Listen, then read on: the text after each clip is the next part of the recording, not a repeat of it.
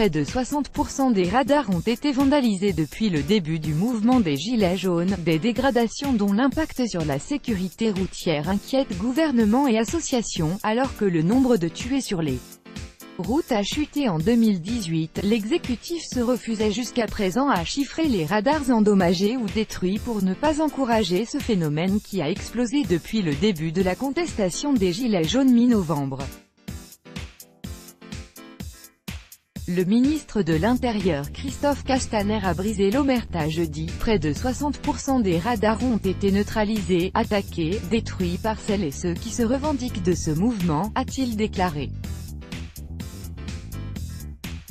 Soit près de 2000 des 3200 radars fixes déployés sur les routes, dont 2500 pour contrôler la vitesse. Conséquence de ces dégradations, le nombre d'excès de vitesse a bondi de 20% en décembre, selon la sécurité routière. C'est dramatique.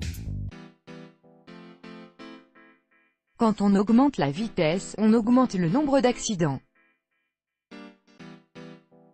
Il s'agit de vie et de mort, de blessures, de handicap, souligne le délégué interministériel à la sécurité routière, Emmanuel Barbe. Bien qu'endommagés, un certain nombre de radars continuent de constater les infractions, sous les yeux des autorités impuissantes. Un radar comporte deux systèmes couplés, un qui mesure la vitesse et l'autre qui photographie.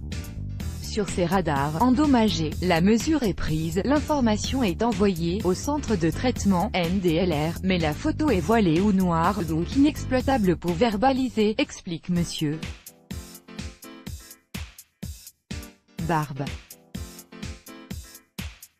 Cette recrudescence inquiète, alors que les autorités ont réussi à inverser la tendance à la hausse du nombre de morts enregistrés depuis 2014, 3684 tués en 2017, le bilan de la mortalité routière pour 2018, attendu fin janvier, s'annonce très positif, avec 3176 morts sur les 11 premiers mois de l'année. La France comptait en novembre 193 tués de moins qu'en novembre 2017, ce qui devrait permettre d'atteindre un niveau proche du plus bas historique de 2013, 3427 tués, condamnations à mort. Ces attaques contre les radars incendiés, tagués, bâchés entendent notamment dénoncer l'abaissement, depuis le 1er juillet, de la limitation de vitesse à 80 km/h sur certaines routes secondaires.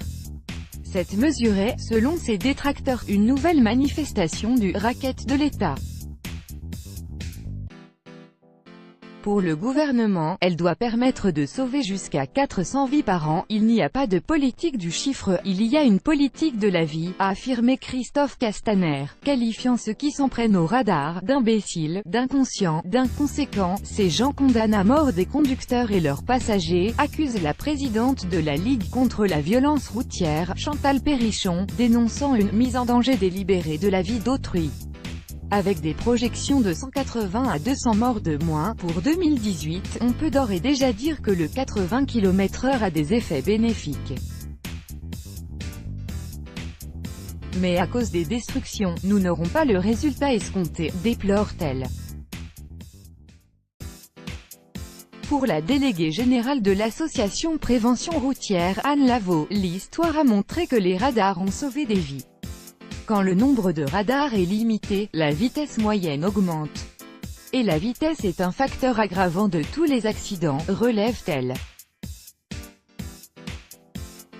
Selon les chiffres officiels, les radars automatiques ont notamment épargné 23 000 vies entre 2003, date d'installation des premiers appareils, et 2012 pour le délégué général de l'association 40 millions d'automobilistes, Pierre Chasseret. Cette mesure ne fait au contraire que mettre dans l'illégalité des automobilistes qui ne sont pas des fous furieux en roulant à 85 ou 90 km/h. Le 80 km/h n'est pas efficace, ça ne contribue qu'à noircir l'esprit des automobilistes et faire jaunir les gilets.